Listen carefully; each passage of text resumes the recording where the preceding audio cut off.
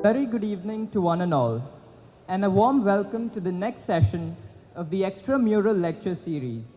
I am EML Biju, and it is my pleasure to be your host for this evening. Extramural Lectures is a platform for students of IIT Madras to interact with distinguished personalities from across the globe from diverse fields. We envision to serve as a platform to promote knowledge in a multitude of domains, probe the community of the country's top intellectuals to think outside their strict realm of pursuit, and to create a free atmosphere of open-ended exchange of intellectual thoughts. To this end, we are driven to host eminent personalities as well as individuals who have shown great initiative towards driving forward change. Therefore, our distinguished guest for today is renowned political strategist Mr. Prashant Kishor. Celebrated as one of the most eminent and sought-after political strategists in India, Mr. Kishor's wealth of experience in the realm of Indian electoral politics stands unparalleled. Sir, it's our privilege to have you here with us today. May I request Professor Preeti Agalyam to welcome the chief guest on our behalf.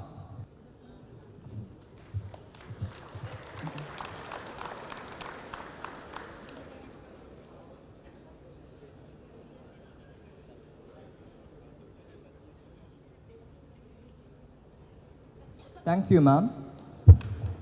It is our pleasure to also welcome Professor Sudarshan Padmanabhan, who would be moderating this session with us. Professor Sudarshan Padmanabhan is the advisor to the Student Legislative Council of IIT Madras and a professor in the Department of Humanities and Social Sciences. We are sure that his depth of experience would help us derive deep insights from this talk. May I now invite you, sir, to introduce our guest to us and take over the session. Over to you, sir. Thank you, folks. Nice crowd, and welcome all, and welcome to Mr. Prashant Kishor. I'll just read a prepared statement after 5 or 10 minutes of interaction, and then I'll open up the session to all of you. Mr. Prashant Kishor is going to talk about the theme today, youth, technology, and politics. Mr. Kishor is from Bihar, and he is trained as a public health professional, has worked for the UN for almost 8 years, and his major success as a political strategist are many. I'll name a few here. In 2012, Gujarat campaign, BJP's Mr. Modi as Chief Minister of Gujarat. 2014, for BJP, India's first social media campaign that completely revolutionized Indian politics. And 2015, Bihar, and he also started IPAC, which is actually Indian Political Action Committee. And obviously you know that Nitish Kumar ji won the elections, and in his recent avatar as JDU Vice President, hope he'll be able to actually put many of his strategies into practice. And he also started CAG, which is Citizens for Accountable Governance. And in 2014 elections, his Chai Pe Charcha was actually a mega hit, and you know the impact it had on the elections as a whole, and also in other campaigns as well. And Punjab elections 2017, Captain Amarinder Singh, the Chief Minister of Punjab, has been on record about the role of PK, so within quotes. So Captain Amarinder Singh calls him PK, Prashant Kishor. So without further ado, I have a few questions that I would like to ask, and then after 5 or 10 minutes, I will open it up for you to ask questions. And I think we already have collected questions in the Google form. So we'll be able to actually read out from the dais. And if he wants to answer questions directly later, we will be able to open it up as well. Welcome, sir. Thank you. It's a great privilege on my part to be amongst you. Thank you very much for inviting me. Before you start the questions, I just want to say a couple of things. Maybe I'll take a few minutes. This whole idea of someone being a political strategist political aid is overhyped, overrated. No single individual, no matter who he is, no single individual or entity can impact the outcome of elections. So never make that mistake. This is how media reports it, or this is how you probably some of you look at it, but this is highly overrated. Never get into that trap. People on the margin might make some contribution here or there. My area of interest as of now is bringing more youth in politics, because I genuinely believe to bring change in India, if we want to bring fundamental change, three things has to be there. We need to bring more youth in politics, not only to do the backstage management or bring crowd or do jail bharo andolan kind, but actually youth who have the opportunity to become part of the electoral politics. The second thing, I believe that we need to decentralize as a country. We need to respect what was brought in our constitution in 90s, which is empowering Panchayati Raj. A country of our size and scale, no matter how good or bad the government is, cannot be run by few individuals sitting in Chennai or Delhi or whatever. As per the constitutional mandate, 50% of the developmental budget should be spent through the local bodies. Almost 25 years since the amendment has been brought in the constitution, we have not reached even 20%. And the third thing which I am very passionate about is allowing lateral entry at a scale in government. Something on which I had a difference of opinion with Mr. Modi after he became Prime Minister, one of the reasons I would have left. And so on these 3 points, I would love to take any questions, but these are the 3 things which I am passionate about. This is what I do, what I am doing as of now on all these 3. I'll take 1 minute. On as far as youth in politics is concerned, I have made a commitment now that next 2-3 years of my life, I'm going to dedicate it fully to bring 100,000 youth in politics, those who otherwise do not have a political background, and out of those 1 lakh people, at least 15,000, 12 to 15,000 people are going to fight elections in Bihar. Because I have a political platform in Bihar, I cannot commit anywhere else. But this is something which anyone who is listening to me or following me or even from a distance have interest in what I do should hold me accountable to. That if I am able to deliver this commitment in next couple of years, I should get 1 lakh plus people in the political establishment I am part of, and make 10,000, 12,000, 15,000 of them fight elections at different levels. The second thing is the decentralization. In Bihar, I am committed to make the local body election fight on the party symbol, because that is where the leadership should get trained and emerge from. So next elections which you will see in Bihar, the local bodies elections, which elects close to 2 lakh people every round, you will see that will be fought on party symbol. And third, on the lateral entry, what I wanted to create in India was the Bharat Vikas Mission that would have allowed at least, if not more, 20,000 people to literally come seamlessly in the government, work in the area of their choice, come and go back. An idea which me and Mr. Modi shared and developed almost 2 years, because a lot of you might not know, I have been working with him since 2011, and not as a political strategist. I left UN and came to work on malnutrition with him, and this is one idea on which we were invested. For whatever reason, it did not work out. In Bihar, when we won, the first thing I got Nitish Kumar to agree is to set up this Bihar Vikas Mission, where lateral entries, it's a setup where lateral entries are allowed, not in the manner and scale which I would have wanted again, because you have to realize, understand one thing, these setups, there is so much of resistance to lateral entry.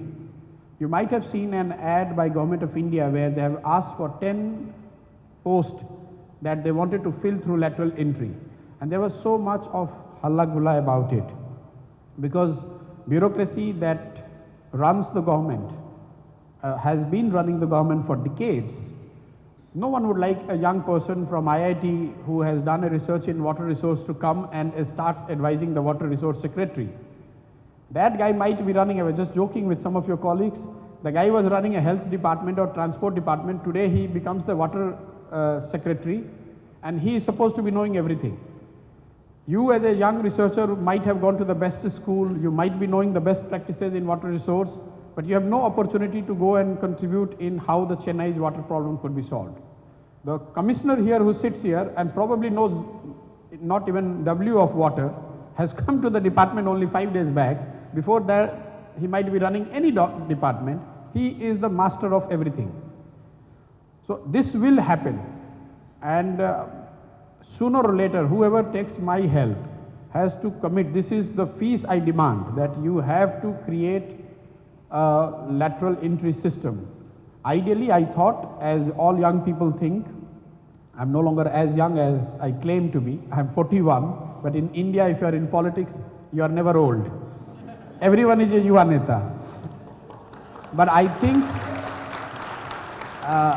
in next few years, if I would be lucky and if I'm able to win few more elections, you will see this lateral entry at least starting at the state level. Couple of things which you do not pay attention to. Why so important to get youth in politics? Everyone talks about yuva, but do you know in 1952, the first Lok Sabha which we had, 26% MPs were below 40 years. 26% MPs in first Lok Sabha were below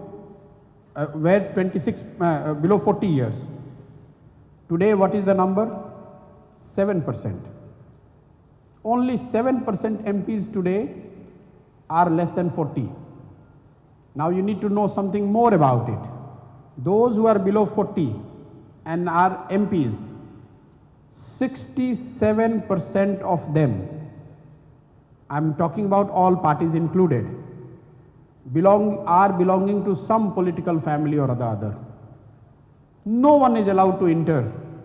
If you are below 40, 67% MPs in this present Lok Sabha belong to some political family. I give one more layer of information. Below 40, if you are a Congress MP, 100% of them are political dynasty. 100%. I encourage you to go and check the data. Net data is free. You are all computer savvy guys. Look at this figure. The bulk of member parliament in the first Lok Sabha, their age group was 40 to 55. 54% of MPs in our first Lok Sabha were in the age group of 41 to 55. If you add these two groups, 2/3 of MPs were below 55 in the first Lok Sabha. Today, the maximum number of MPs, 46% to be precise, are in the age group of 55 to 70. And 13% of them are more than 71 years. A phenomena which first 3 Lok Sabha was never there. If you look at the first 3 Lok Sabha, not only 52, 57, 62. In 3 Lok Sabha, we never had MPs who were 70 and above. Maybe 1 or 2 here and there. It started only from 1967 onwards. Now such is the case that close to 15% MPs are above 70. Why? Because entry for the younger people who do not have money, who do not have political background is becoming difficult. You are also getting less enthusiastic about politics. A quote which I always share with my colleagues, I must share with you. Plato has said that if you do not participate in democracy, be ready to be ruled by your inferiors. So you might be feeling good about being in IIT, being a scientist, engineer, whoever you are, or whatever you want to become. But if you keep cribbing about the politicians and the politics, be ready that someone will rule you who will be much inferior to what you are. So you do not participate in democracy at your own cost. So please, sitting in the room and cribbing about politicians is not good enough. If that has to ever change, it has to be changed by people of India. People will not come from outside India to change the politics.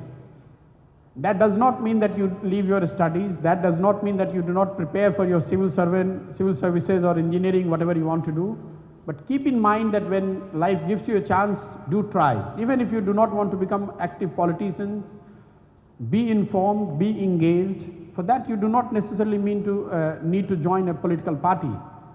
But there is nothing that prevents you to spend some time knowing and engaging on the issues that actually concerns your own life and the generations to come.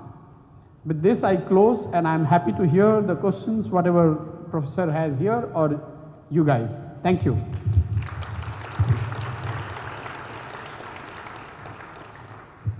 So actually before we came here, several students and Mr. Kishore had a very interesting discussion about various issues. And we would like to touch upon a few of those issues to set the stage, set the ball rolling. And after that, it will be a very short discussion, okay? Then we'll open up to the students. In real politics, winning is everything. Does policy or governance play a major role in political campaigns, or are that just tactics and strategy to win elections? So winning is important in every sphere of life, not only in politics. Make no mistake. How much is the importance of governance or the delivery? In real terms, it's not that much. So a lot of time you hear that actually governance does not fetch you vote. But what it does fetch is the credibility. If I have to simplify what works to the best of my understanding, not that I know a lot, you need to get the combination of three things right if you have to win elections. One is the messenger, which is the leader. You need to be enthused by the person, you have to have a trust on that guy. If Prashant Kishor says that I will change India, no one is interested because I don't have that credibility or trust among the people. So delivery or governance comes in building that trust, or your own character allows people to have that trust in you. If someone has delivered as CM or as a member parliament or as an MLA, when he says that I will do X, Y, Z, there is a greater degree of trust. But per se, if you have built road, you have built hospital, that will not fetch you vote directly. But it gets into the brand or gets into the making of the messenger or the leader. The second thing which is important is that guy should say the right thing. The message and the messenger should be having the right message. If people are concerned about unemployment and you are talking about something else, of course there will be no connect. And the third thing what you hear about campaign and the various method is the format in which he engages. It should be interesting enough for people to be attracted. Whether it's a rally or a chai pe charcha or a social media or hologram, whatever you see, that's the format. So you have to get the combination, the messenger, the leader, the message, the people's concern, the issues that concerns people. And if message is delivered by a credible messenger in a format that is engaging, you are more likely to win than lose. So whatever you have delivered as part of government contributes in you as a messenger, and also probably if you have worked hard, you also know to get the right message across. Many people get this wrong. I would say most of us we get it wrong. You'd be surprised to know there are a lot of people from Andhra here, I was told. In Andhra, if I ask you what is the most talked about issue, 99% people will say job, महंगाई, corruption, etc., etc. When we actually looked the data closely, it's a drainage. The thing which most households have mentioned as the thing they want their governments to do is drainage. Now, imagine you go back to the hostel and one day, or go back to your flat, and imagine what happens if drainage is clogged in your flat. What kind of mess your life will become. You and I do not realize this. We just can't realize this. In Bihar, we found close to 1/3 of FIRs or the local level disputes were arising out of drainage problem. You tell me a single survey where you would find this. You will not be able to find it. So in Bihar, Mr. Modi announced 1.5 lakh crore package. To counter that, we said 7 Nitish ke saath nischay. First thing was making pakkikaran of the nali, that is the drainage. So if you get it right, people are not looking for 1.5 lakh crore, maybe 60% or 50% people do not even know what the number looks like. 150 lakh crore रुपया कितना होता है लोगों को पता ही नहीं है. But if you come and tell that, if I am the chief minister tomorrow, आपकी नली बन जाएगी, इसका पक्कीकरण कर दिया जाएगा, people understand that. So it is very easy for you to say, message को तो सबको पता ही है भाई, महंगाई से सब त्रस्त है, भ्रष्टाचार से सब. I'm not talking about that, but to get the message right is the most important thing other than having that leader. And what is format is the list of between these three. What bothers you so much? Social media, data, chai pe charcha. Among these three, that comes at the lowest. So you have had a lot of international experience in UN, especially working on policy. How does that experience help you in elevating the quality of discourse or informing the politics, policy, discourse in our country? I don't know, international experience has helped me any bit on that. But whatever I used to do in UN, I came to work on malnutrition in India. I did not came as a political strategist in my family, like all of yours family. If you mention politics, people will say, "Tum pagal ho gaye ho kya? Have you gone mad? अब पढ़ाई लिखाई में मन नहीं है, आपको अब काम नहीं करना है, you are a UN diplomat, why would you leave that and try to become an advisor or a support to any politician?" But what worked is, say for example in UN I used to write speeches for my office heads. There is so much that goes into writing the speeches of UN biggies. When I came to Mr. Modi, I remember after 4 months, first time I was brought into, because he was coming to a famous paper in your state, Tughlaq. So he was to deliver a speech in English. So he would have said, okay, ये आए हैं प्रशांत जी, इनको भी मतलब जो उनकी 4-5 लोगों की टीम थी, call him also. So that was my first thing, and I would have also written something which he would deliver here as a speech. And then they realized that, okay, it is good. Then one step done. Then we launched him on Facebook. Then one more step. It's not like one day you come and someone has appointed you as his advisor and then what you read in the paper. It's not like that. Has been every day a struggle. When you put all that 4 or 5 years of work in one bucket and then name it as a political strategy or whatever, it looks big. For us, it has been a daily survival. That I get up in the morning and I have to better someone who was already there, doing whatever he or she was doing.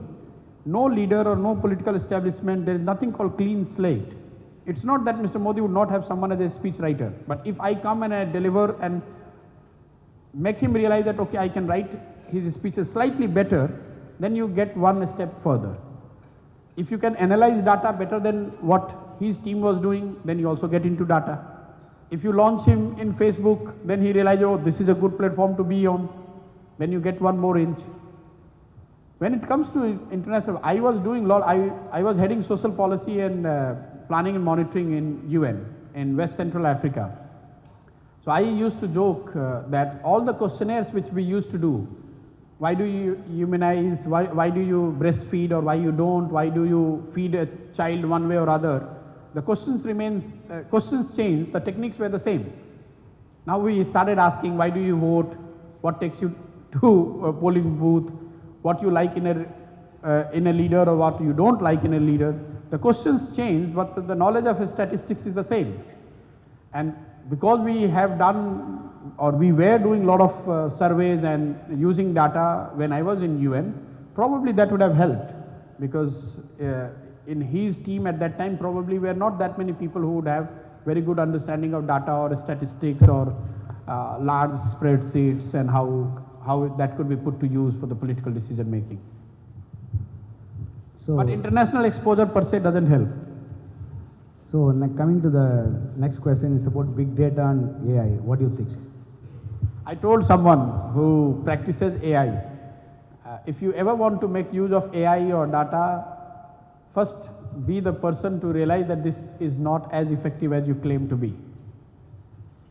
AI or data cannot make any change on the electoral outcome. That is very far-fetched. Even it cannot change the way you think, the way you react or respond. What it could do is to help understand how people think, what they are doing. It is bringing a structure to gathering a lot of information. As I was telling in that meeting, Mahatma Gandhi would not have AI, but still he would know that salt is an issue which bothers probably large section of the masses. Today probably someone would put AI and say, okay, drainage is an issue on which people are excited. But if you as a practitioner of AI starts thinking that just because you are able to know that drainage is a major issue, you can change the electoral outcome or the game, that would be a little far-fetched. So be humble about it. These are just the tools, very small in the very big puzzle, whether AI or data, it definitely helps. More so because our country is so big. Everything runs into millions. A district is like 2 million, 2.5 million. So if you are good at spreadsheets, it's always help. Even if it is simply sorting the name, number, surnames, people, different attributes, their behavioral traits, it always helps. So in that way, this could be put to use and is being put to use, but never think that this is something that could make an impact on the electoral outcome. It could help organize part of the political or the campaign decision making, but nothing beyond it. What you read about Cambridge Analytica and all, it's all bunkum. Cambridge Analytica has never worked with any political party in India, no matter what people are telling. Everyone now is telling that no, they have worked with the other party because they want that there is a vote in it.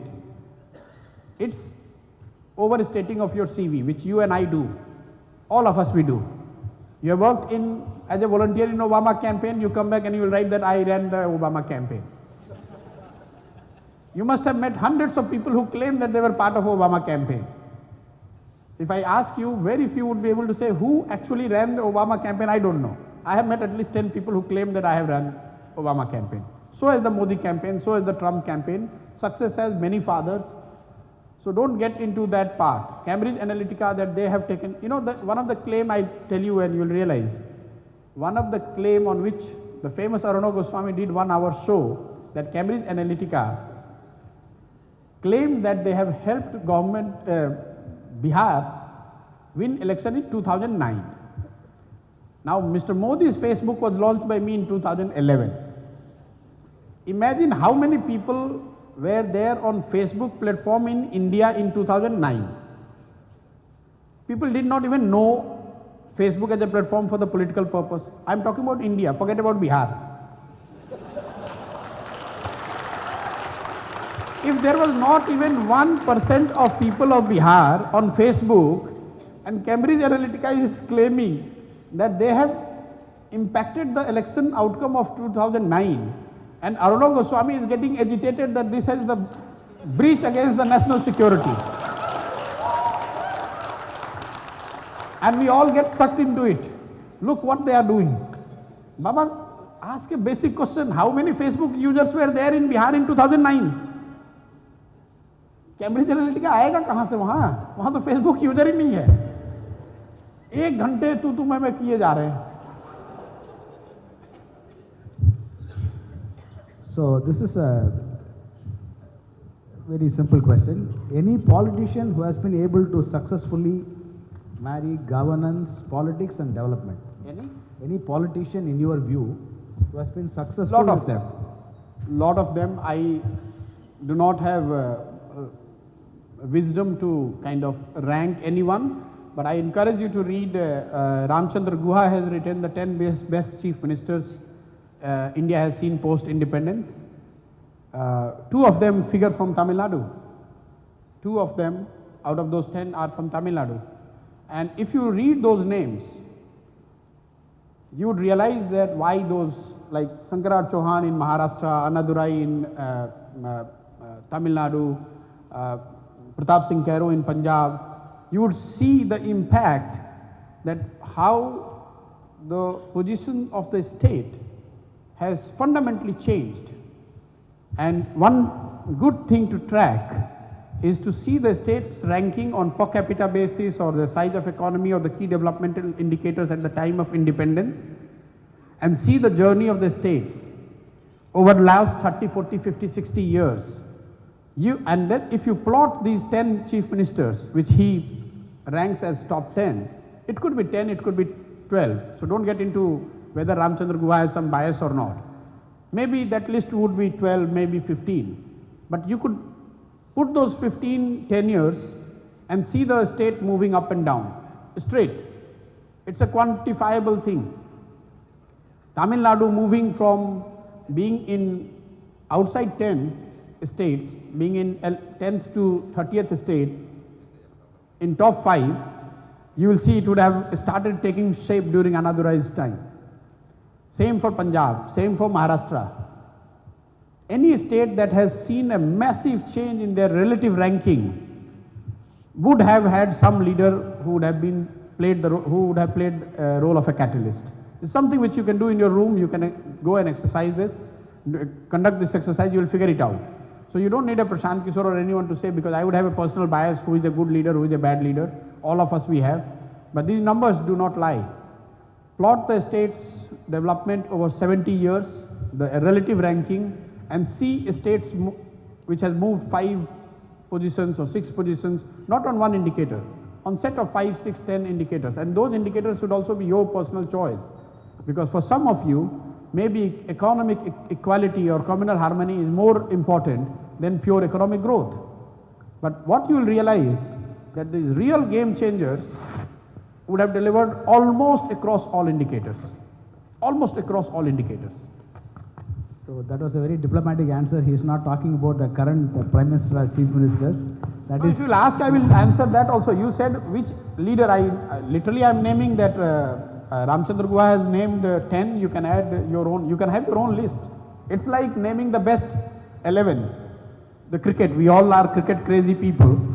So every person who names the top 11, find 4 or 5 common ones and then some changes here and there. You can do it yourself. Okay, so I've given you the criteria how possibly you could do. and I will actually open it up for students. We can start. reading Thank you, questions. sir, for your views and insights. We would now be taking questions from the audience.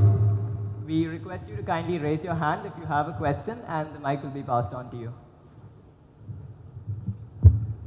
Good evening, sir. My question to Help me understand with your name and what you do. I'm Pranav. I'm in second year metallurgy and materials, doing my BTech. My question to you. Which state, sir? I'm from Maharashtra, from Pune specifically. So my question to you is, fundamentally, what is the election campaigning and overall difference between India and US? India and? US.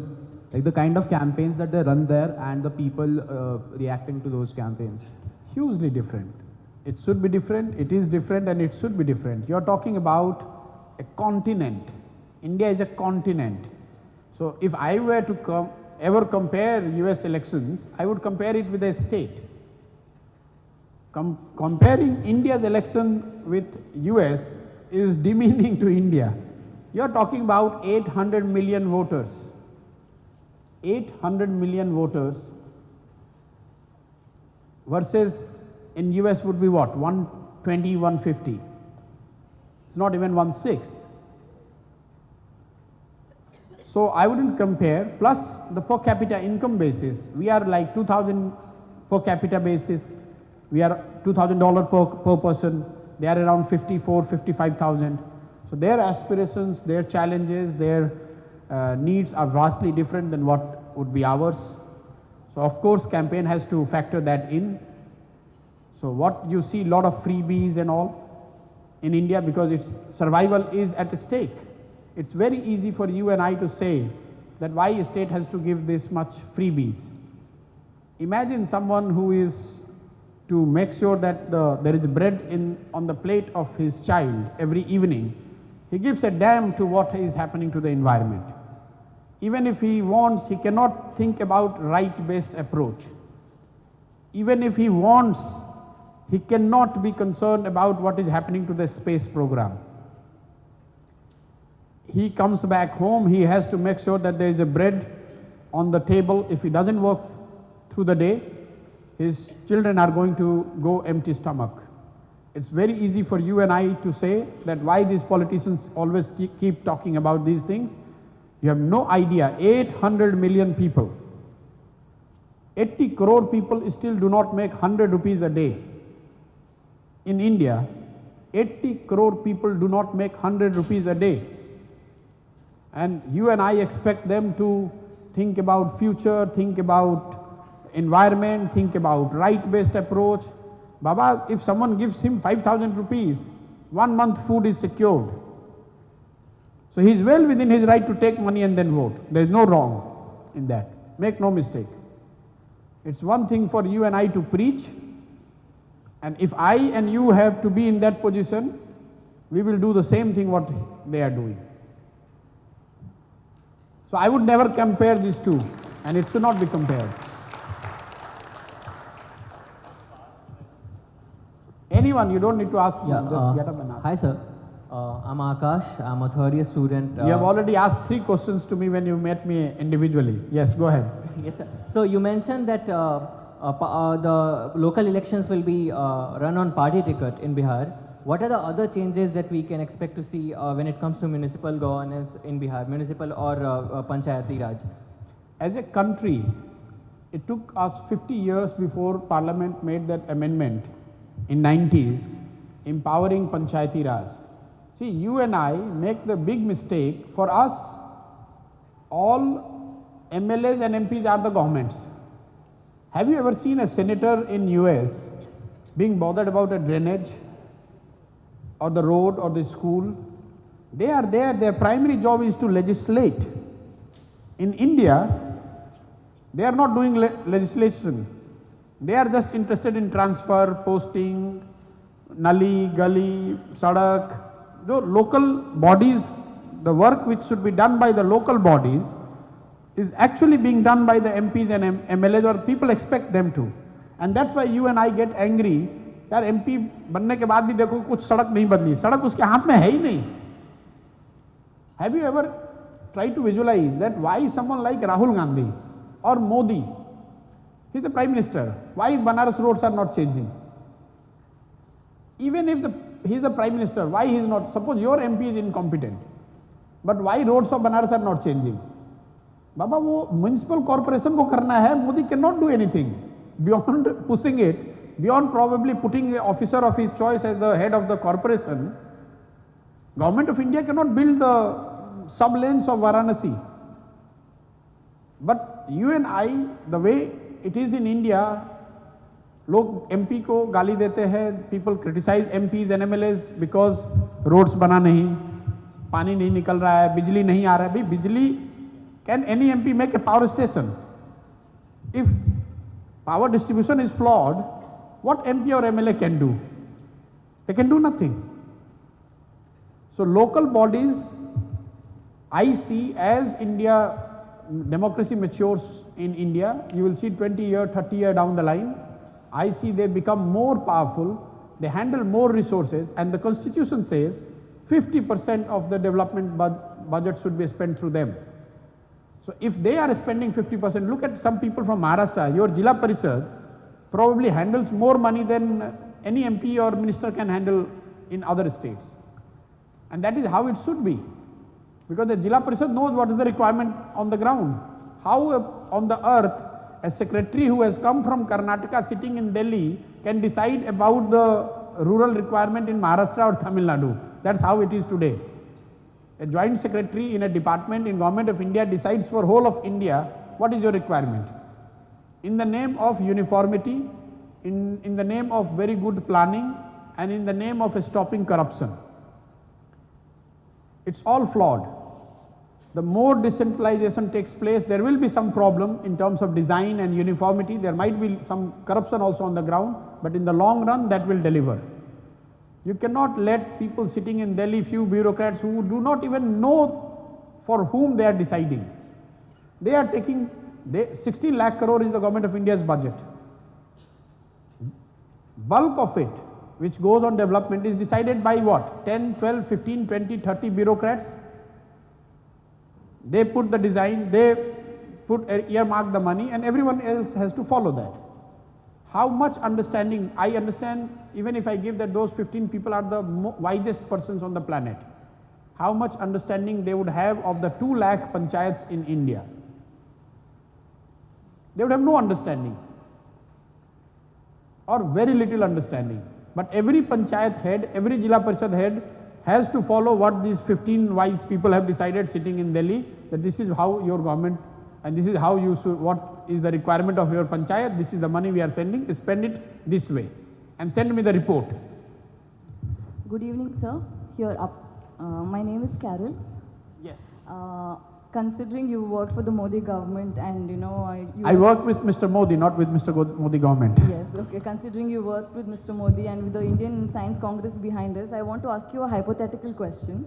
If you were a political strategist working for a party and, let's say leaders of a party made a verifiably incorrect statement in public, what would your advice to them be? See, it's not a hypothetical situation. I would have been part of many of his speeches where he would have made a statement which were not 100% verifiable. But if you are a realist, when you are handling 1 to million communication, there has to be a balance between what is factually correct and how it should be communicated. So,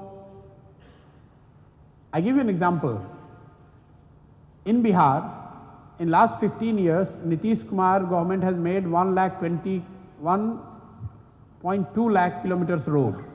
One way to communicate is you say that we have built 1.2 lakh kilometer of road.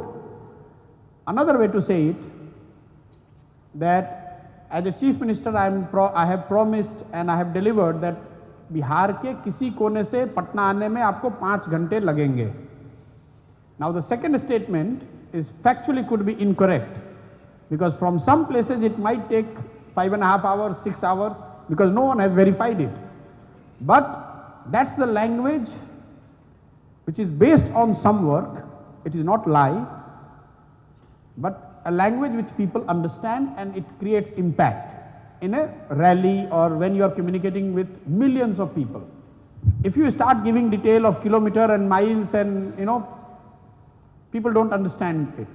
And that's why you would have seen in 2014, I don't like to take names, but say Mr. Chidambaram making lot of factual statement. Gujarat rank is this much on education, on health rank is this much. And Modi is saying that Gujarat model of development is something which I want to replicate across India. People bought that idea. So yes, you should not lie, but a little bit of tweaking or to make it more acceptable or understandable for the masses is something which should be allowed. The another factor is also the communicator, how comfortable he is. I work with Congress also. And if I were to tell Mr. Manmohan Singh that, sir, ye baat kahiye, he will read whole night, again come in the morning and again he will ask me, lekin ye to fact, Prashant ji, theek nahi hai. And there are leaders who are comfortable with it. If you are a Lalu Yadav and I tell him, sir, बोल दीजिए कि कल सबकी जिंदगी ठीक हो जाएगी, तो बोल देंगे.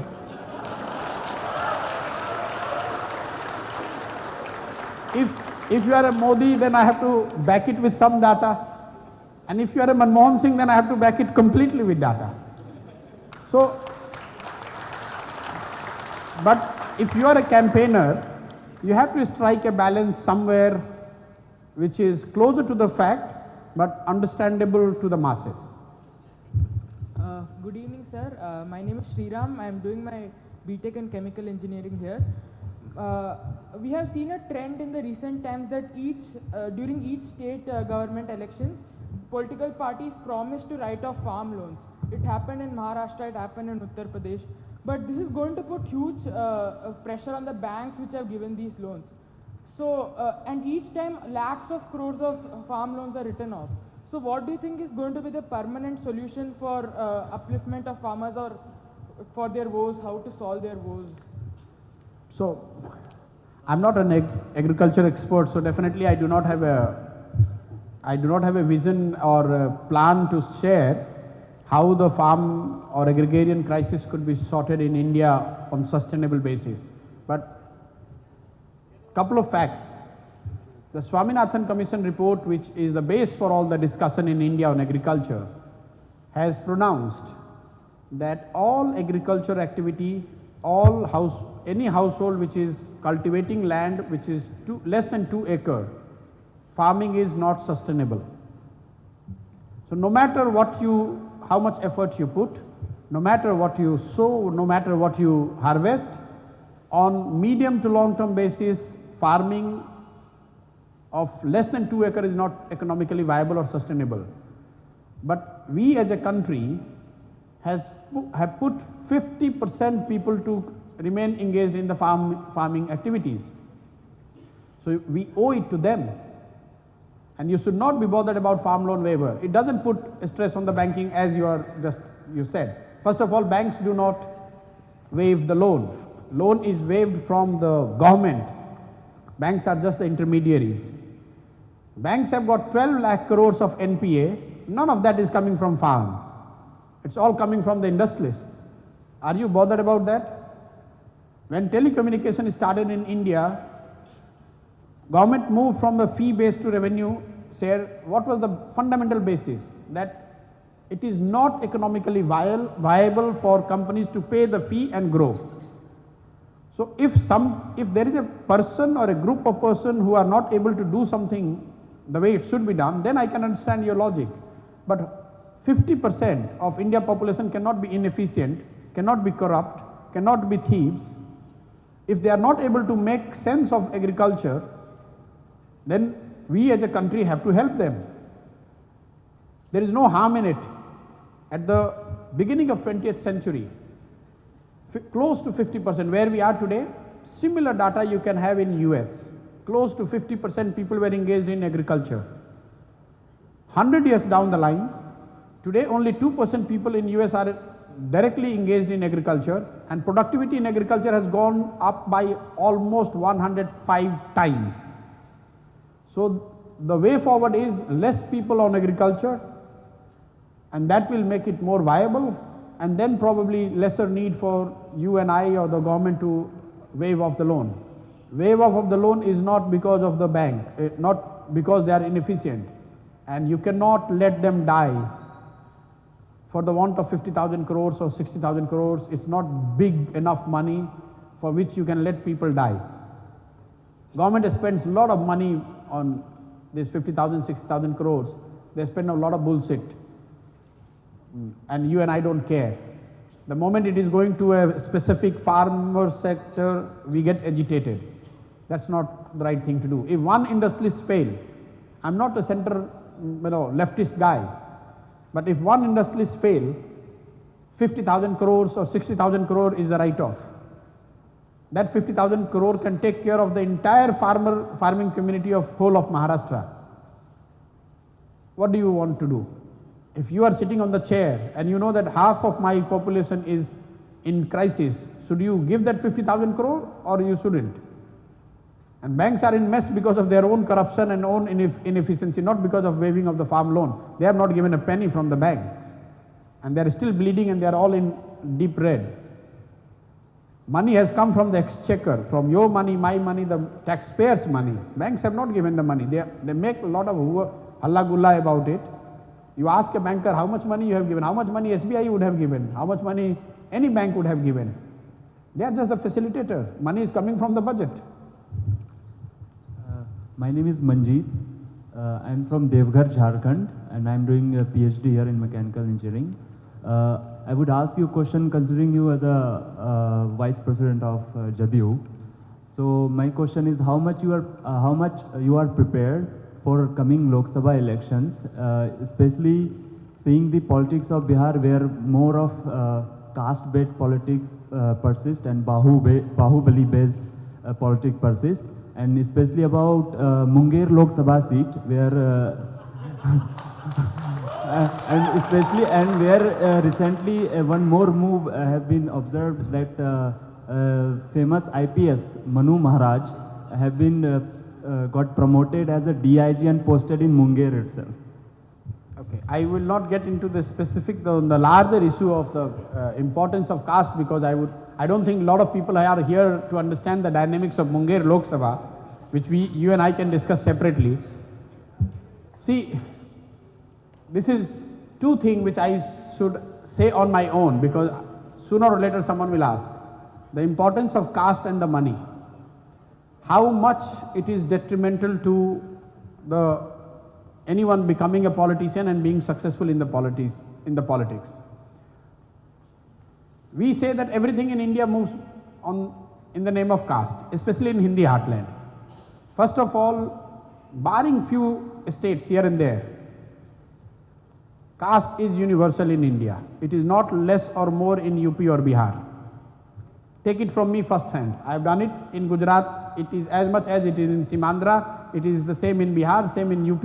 In some states where sub-regionalism is a concept, like a Tamil, Assamese, Bengalis, there you have Indian, then you are a Tamilian, then the caste becomes the third layer. In Bihar or UP or Madhya Pradesh, there is no sub-regionalism concept. So you are an Indian and then you go to the caste. That's why optically it looks more caste dominated, but in reality caste is as important in Bihar as it is in Tamil Nadu or Andhra or Gujarat. The second thing, how much it plays in politics. It's a reality of the society. So if you ever want to become a politician or an advisor of a politician, you need to have a very deep and solid understanding of the caste. I want you to underline the word, understanding of the caste.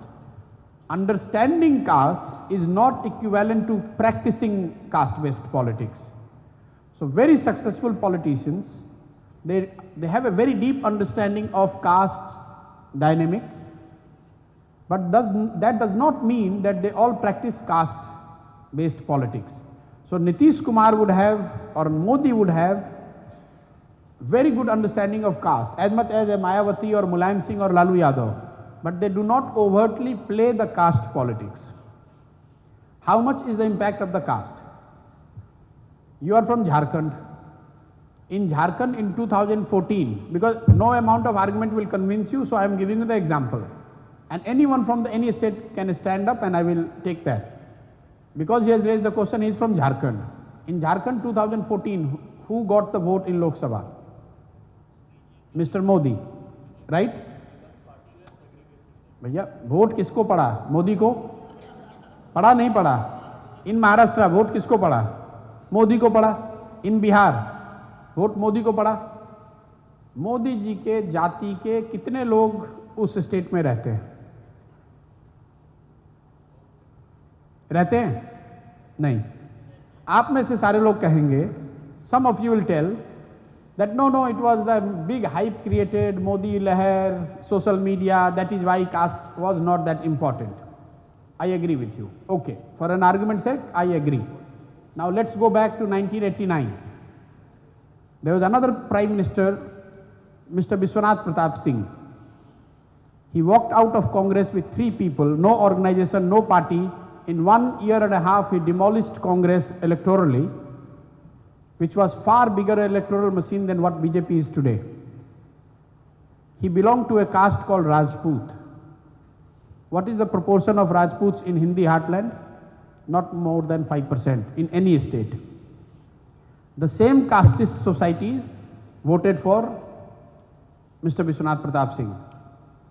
You will say that no, it was because of the Bofors, it was because of Rajiv Gandhi was very unpopular, this, that. Okay, go further back, 1984. Everywhere Congress won. The same casteist society voted for anyone who was Congress candidate. You plot these three things, the facts as it stands. What does it tell you?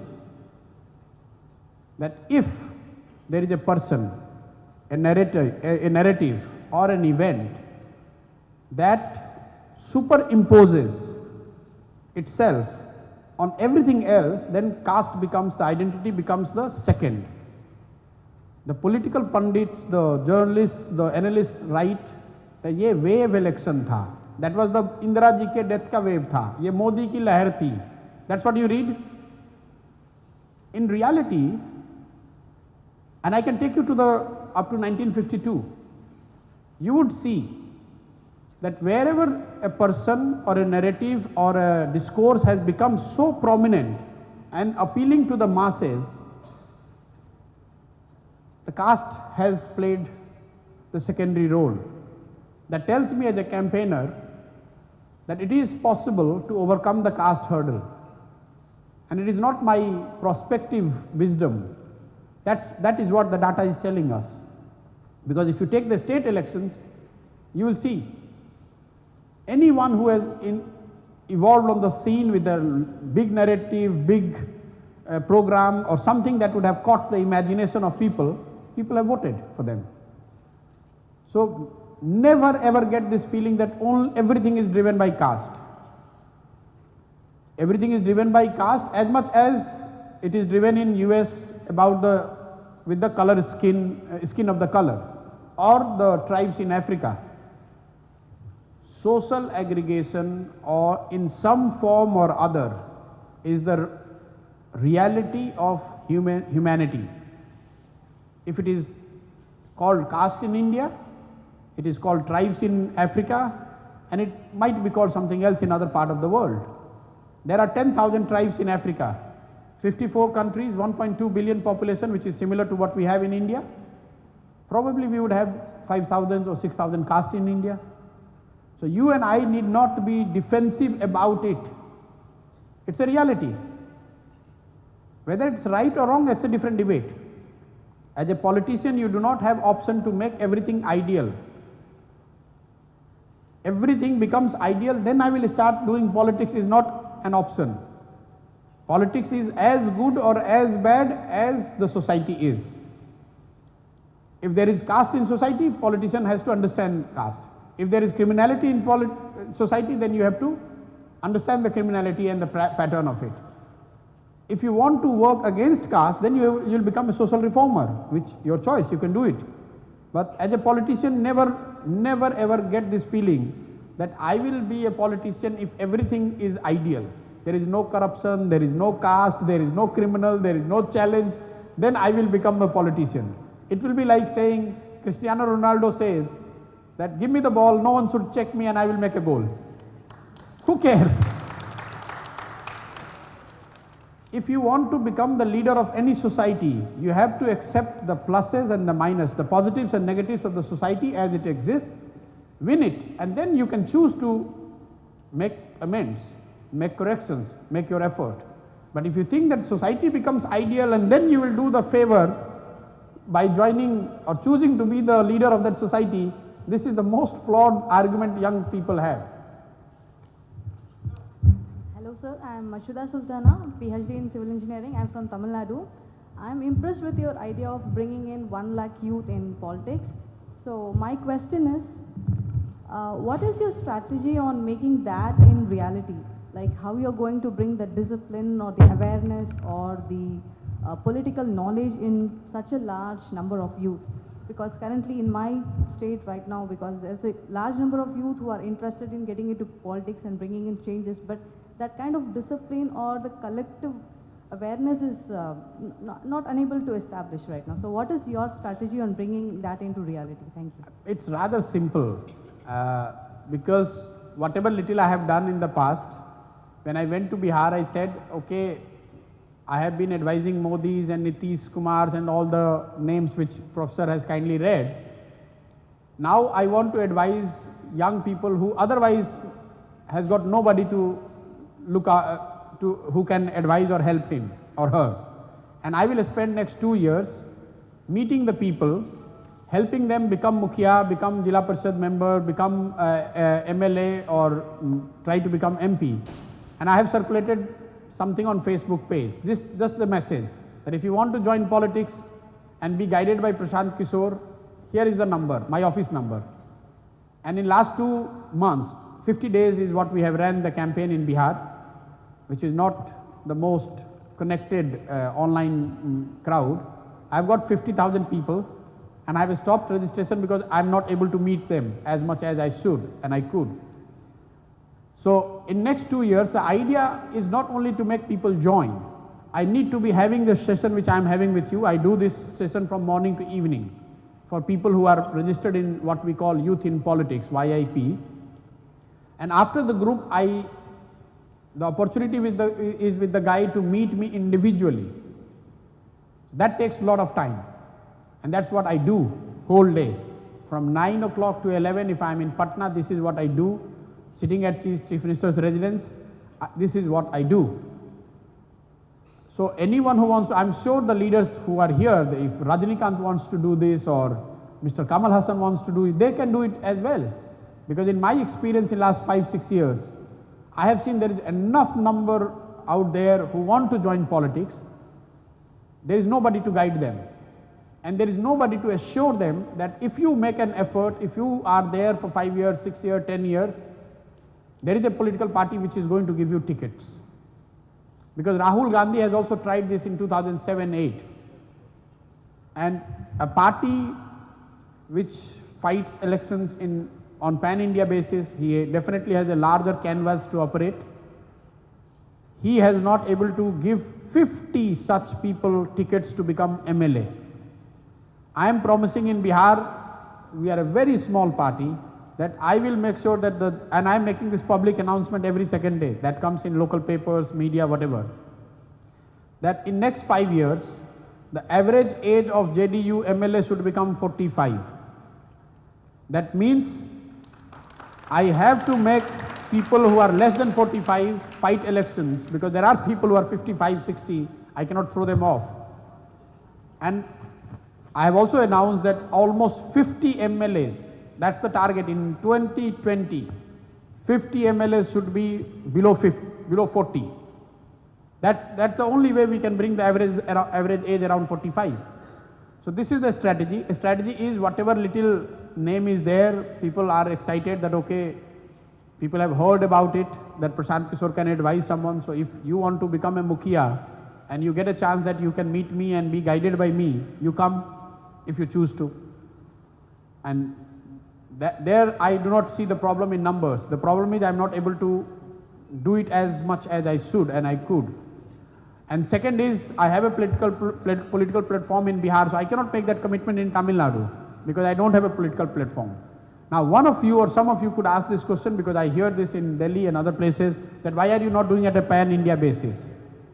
It's because I do not want to overpromise and under-deliver. If I am able to do this in Bihar, next time when I come to IIT Madras and I tell you that do this, I would have something where I would have proven and I would have delivered in Bihar, then you will take me more seriously.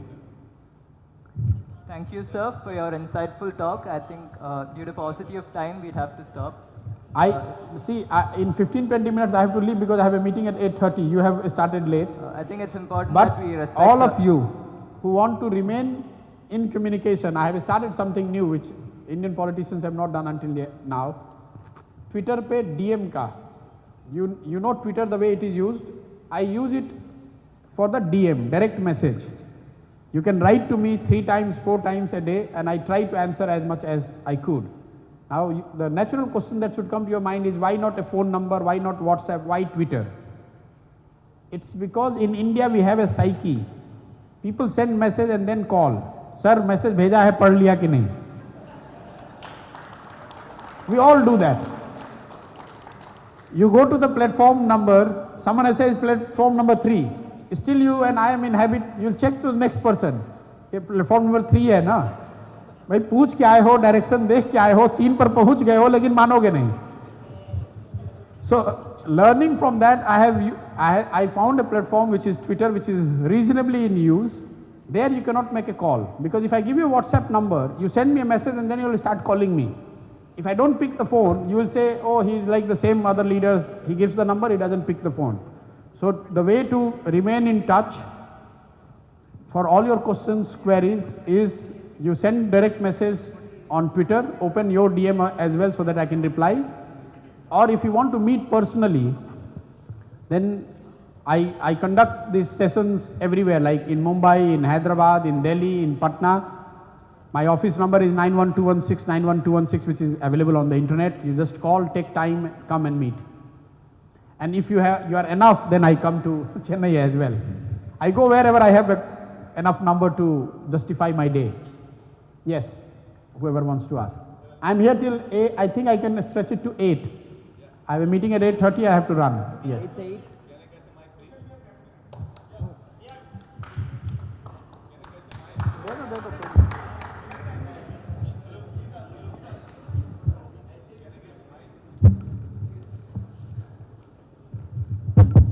Hello sir, I am Azhar. I'm a PhD student here and I am from Jammu and Kashmir. So this question is relevant to all, and as a political strategist and analyst and also been an UN advisor for almost 8 years. So recently you have that Shah Faisal, who was a bureaucrat, and he has resigned, and then he's going to join politics. That he has made clear in his interview, in his first interview. And then you saw as you said, it is what matters will make the impact on the politics in the place he belongs to. So in the last week, he has mentioned that Kashmiri lives matter. I don't want to go into details on all those things. So my question is, most of the people, even the governor of the state, he has said that he should not have quit this job and joined the politics. He would have contributed more. So as you said that youth should come and join the politics. So what is your stand on it, and what should be the role of youth of other states to get involved? What the current situation in Kashmir very well. I hope that. I met the guy. Yeah. He came to meet me also through a friend before he made the decision.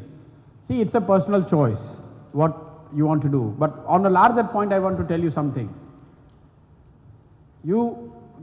For all the flaws in politics, one good thing is you can start doing or showing your caliber from wherever you are.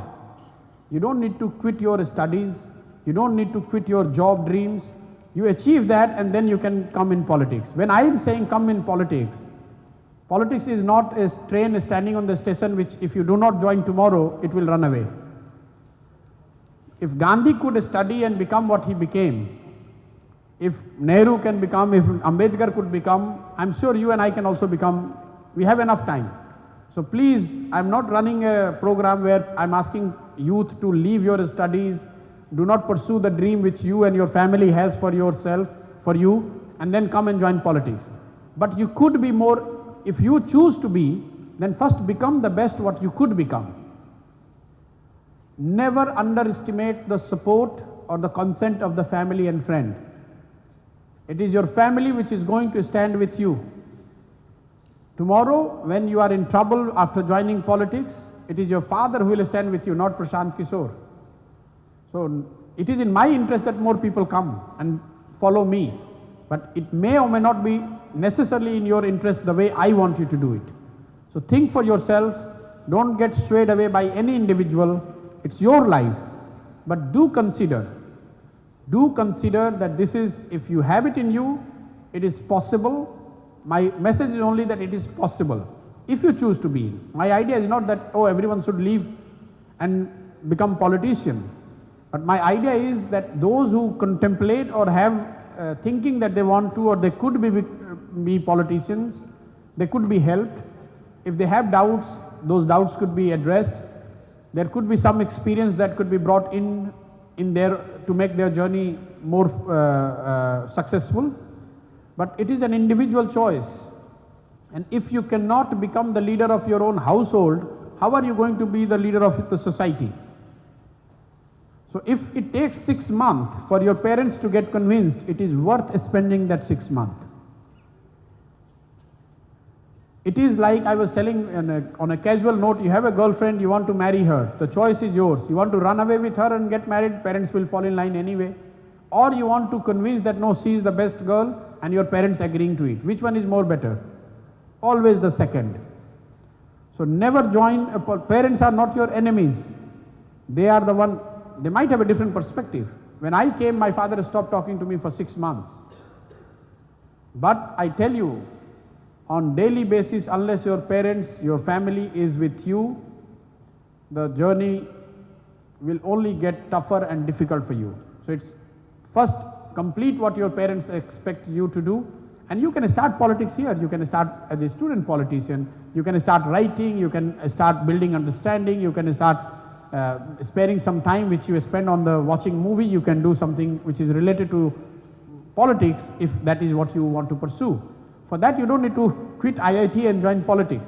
I'm not giving that call, please. Thank you, sir, for your views and insights. I'm sure that the knowledge you have imparted and the ideas you have shared have left a lasting impact on our understanding of Indian politics. As a mark of our gratitude, may I request Professor Preeti Agalyam to felicitate the speaker with the memento. Thank you.